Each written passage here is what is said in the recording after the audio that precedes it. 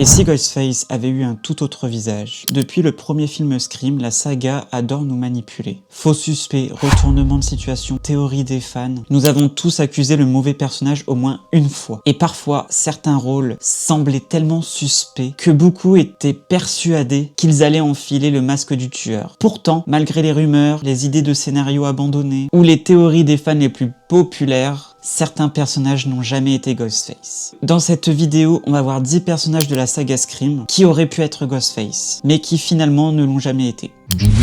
Certains fans ont souvent soupçonné Dewey dans le premier film. Sa présence fréquente près des scènes de crime et son accès aux informations de police aurait pu faire de lui un tueur parfait. Mais il reste un grand allié de Sidney Prescott. Gale Weathers. Une théorie populaire dit que Gale Weathers aurait pu orchestrer certains meurtres pour obtenir la plus grande histoire journalistique de sa carrière. Sidney Prescott.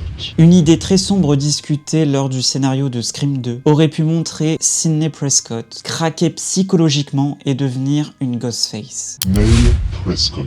Le père de Sidney est très mystérieux dans le premier film. Certains fans pensent qu'il aurait pu être impliqué dans les meurtres liés au passé de sa femme. Wen Zimmick. Le grand expert des règles de films d'horreur aurait pu être un tueur manipulant les événements pour recréer un vrai film d'horreur. Tatum Riley. La sœur de Dewey et meilleure amie de Sidney aurait pu être une complice secrète, mais elle devient finalement l'une des victimes. Kirby Reed. Dans Scream 4, certains spectateurs ont pensé que Kirby pourrait être la véritable tueuse manipulant Jill. Mark Kincaid. Le détective de Scream 3 a longtemps été suspect, car il connaissait beaucoup de détails sur les meurtres. Tara Carpenter. Dans Scream, une théorie suggérait que Tara pourrait simuler son attaque pour manipuler les événements et se venger de sa propre sœur. Chad Mick Martins. Dans les nouveaux films, certains fans pensaient que Chad pourrait continuer l'héritage sombre de la famille Loomis, devenant ainsi le nouveau Ghostface.